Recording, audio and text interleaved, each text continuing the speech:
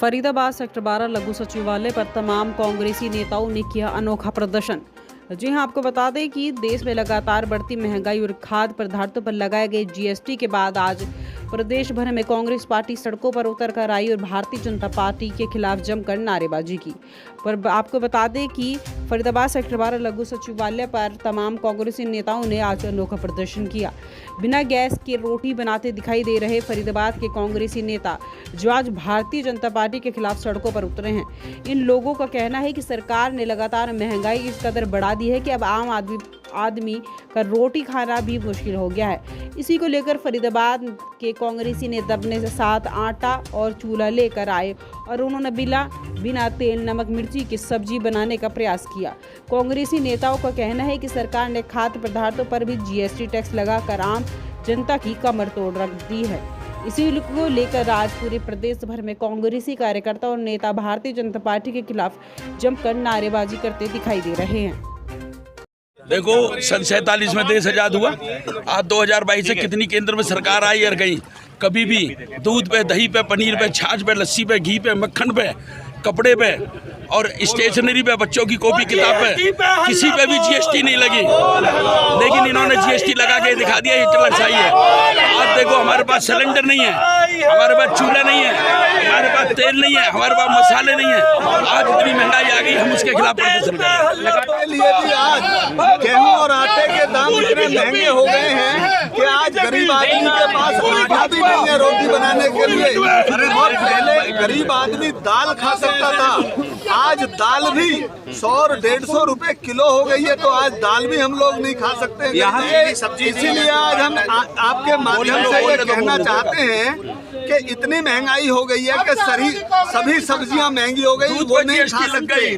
दूध और दही पे जीएसटी लग गई, इसलिए कोई कुछ खाने के लिए गरीब आदमी के लिए कुछ बचा नहीं है। जनता आज भूखी है, किसी भी तरह से कोई भी जुगाड़ नहीं लग पा रहा है। आज गरीब आदमी के पास महंगाई में कुछ खाने को नहीं है।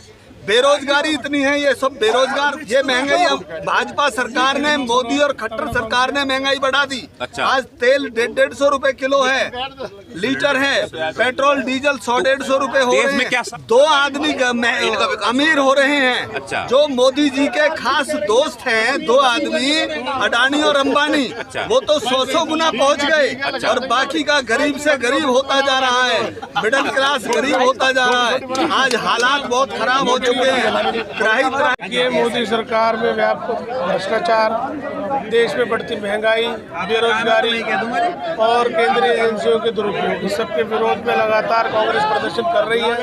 वो पिछले कई महीनों से कर रही है। उसी कड़ी में अब हम, क्योंकि हमारे दायित्व है कि हम जनता के सामने मोदी सरकार की सच्चाई लाते रहें, उनके वायदे उनको याद दिलाएं। उन्होंने वायदा किया था कि मैं 2 करोड़ रोजगार दूंगा, हर साल वो नहीं दी। बेरोजगारी दर बढ़ रही है और हरियाणा में तो पूरे देश में सबसे ज़्यादा बेरोजगारी। उन्होंने वायदा किया था किसानों की आय दोगुनी करेंगे, कि ना किसानों की आत्महत्याएं बंद हो रही हैं, ना उनकी आय बढ़ी, बल्कि किसानों को आंदोलन करना पड़ा। तीसरी बात, मोदी सरकार ने कहा था कि मैं गरीबों को 2022 तक सबको मकान दूँ। तो 2022 में कितना समय, गरीब और बढ़ गए और अभी तक इन्होंने 1% भी मकान नहीं। और केवल ये इतने झूठे और दुष्प्रचार करने वाले लोग हैं कि जो प्राइवेट स्कीम्स हैं उनका नाम दीनदयाल रख दिया और प्रधानमंत्री के लगा दिए फोटो। उसमें 50,000 से लेकर लाख तक के रेट है, वो गरीबों के लिए दीनदयाल। इनको शर्म नहीं आती। जब 300 से 400 रुपये गैस का सिलेंडर था, तब ये कांग्रेस सरकार के लिए कहते कि इनको शर्म नहीं आती। आज मोदी सरकार को शर्म नहीं आती। 1000 पे पहुंचा दिया है, 100 रुपये पे इन्होंने पहुंचा दिया पेट्रोल डीजल। डॉलर की हालत क्या हुई है? मोदी जी भूल के अपने डायलॉग कि मैं ये देख रहा हूँ कि रुपए ज़्यादा गिर रहा है, ये सरकार ज़्यादा गिर रही है। अपने देश की करेंसी के लिए मजाक कर रहे थे, आज 80 रुपये पहुँचा। लेकिन अब क्या करें, दौर ही ये बेशर्मी का हो गया। चर्चा करते नहीं है। मोदी जी अगर इतने बड़े वक्ता हैं और इतने बढ़िया काम करने वाले हैं तो उनको टेलीविज़न पे कांग्रेस के प्रवक्ताओं के साथ डायरेक्ट डिबेट करनी, वो भेज देते हैं वहाँ चिल्लाने वालों को। आप फैक्ट्स पे डिबेट कीजिए। आज देश आपसे पूछना चाहता है कि पिछले आपके शासन में 10 करोड़ से ज़्यादा बेरोजगार और बढ़े हैं, कहाँ सो रहे हैं आप? ये जिम्मेदारी किसकी बनती है? सवाल पूछो तो पाकिस्तान, सवाल पूछो तो चाइना, सवाल पूछो तो हिंदू मुसलमान, सवाल पूछो तो क्षेत्रवाद।